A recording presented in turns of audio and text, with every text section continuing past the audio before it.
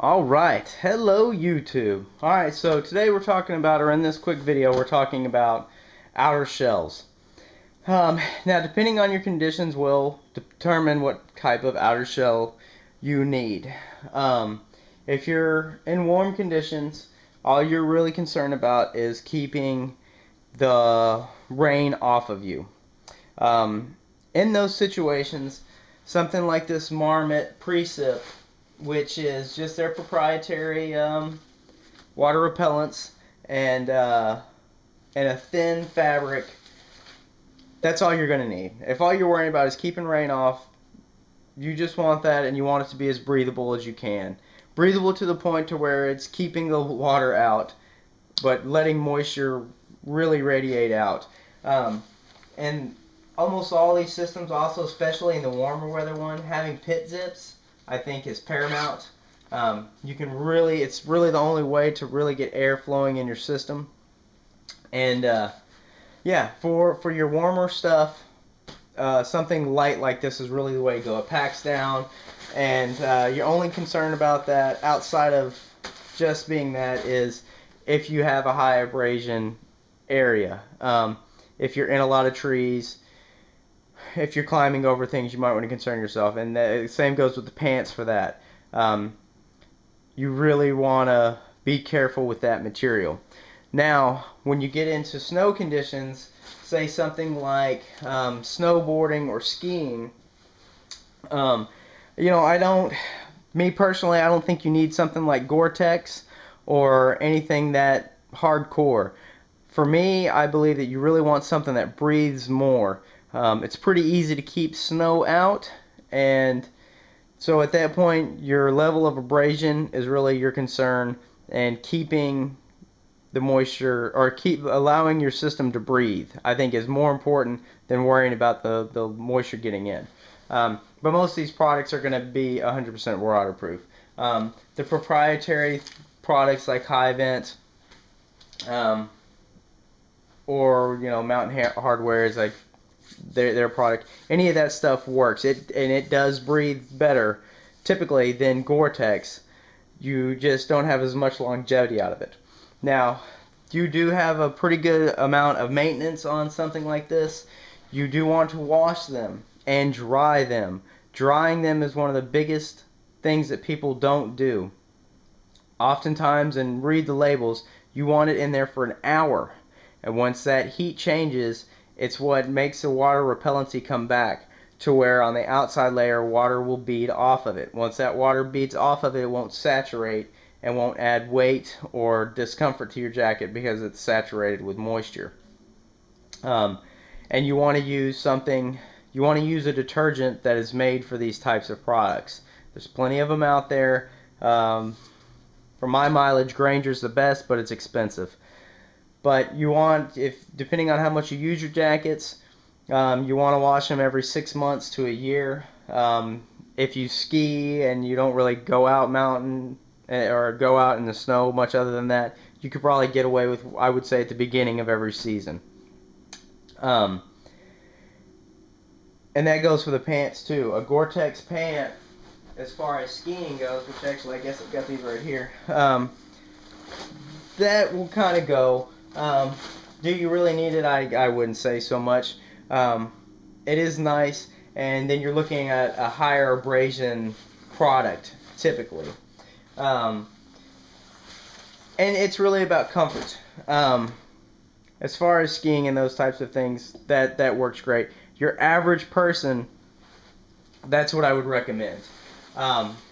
As far as going out and buying a jacket, do I think everybody needs Gore-Tex? No, I don't. Where you'll get, or why Gore-Tex is better, is it is in the fabric and it does last a very long time. These other products will eventually wear out. The coating, the lining of it will eventually wear out, and then it'll saturate. Depending on the product's warranty and the price, it makes it so you can eventually afford one later on. But on the other end of that is a heavy Gore-Tex. This is where I live. as far as my products. This is where I've ended up, and if you're gonna buy one thing and have that one thing for the rest of your life, that's the level that this stuff is at. At the time that I bought these, they are the thickest. Well, actually, that's a caveat to that. The jacket is the heaviest Gore-Tex they made at the time, which was 2008, maybe late 2007. The thickest Gore-Tex they make, and it is the most durable jacket probably on the market at the time. It's a Arc'teryx Theta SV. Extremely burly. It's a long coat. Comes down pretty far to keep the elements out. Weight-wise, it probably weighs maybe half as much of a jacket like this, and maybe a few ounces more than a jacket like this. So as far as your weight, carrying it around, it's pretty minimal for what you're getting out of it. It does come at a cost, an extremely high cost, an outrageous cost. A cost that you only need to pay if your life utterly depends on these products. I use that jacket for mountaineering and ice climbing. I need it for extreme high abrasion resistance. I also need to know that it's not going to fail. It is not going to rip. It is not going to in any way not come through for me 100%. And it hasn't. If you look at it, this jacket is a few years old, and it has been through heavy ice seasons, and it's held up amazing. It's an amazing product. For the pants, same kind of deal, except for there's a thin material in most of the product, and then in the knees and on the butt and on the legs are reinforced. I prefer a bib system, or at least something with suspenders. That's kind of in between, actually. Again, extremely expensive product. Something that you really only need if you really need to depend on that product, unquestionably. And then at the end of this, or one of the things that's it's been overlooked, and it's come up actually a few times in other people's videos, are gaiters. If you're in snow, you must have them. If you don't, you're going to get snow in your socks, you're going to get snow in your boots, and your feet are going to get wet, and it can ruin your entire trip. If you're in muddy terrain, they're imperative. They will keep your socks clean, they will keep your legs clean, they will keep your boots clean. If there is rain, they are imperative to keep the water out of your boots and off of your socks and keeping your feet dry.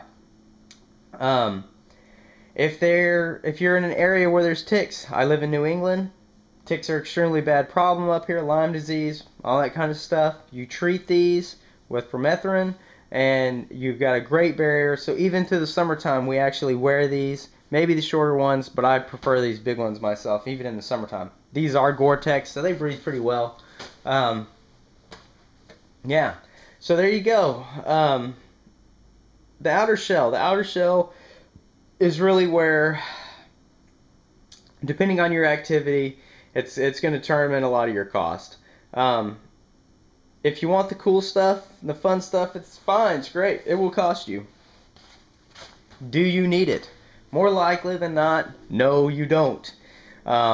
If you're backpacking in the winter, which I highly recommend, a lot of people don't, you can get away with a lot of these lower products. You don't necessarily need the Gore-Tex. Again, it's abrasion resistance. This is where you can save the bank or lose the bank. So, anyways, there we go. Shells. It'll keep the bad guys away from you. Anyway, so there we go. Thanks a lot for watching, you guys. Get outdoors, make your own food. Have a good day.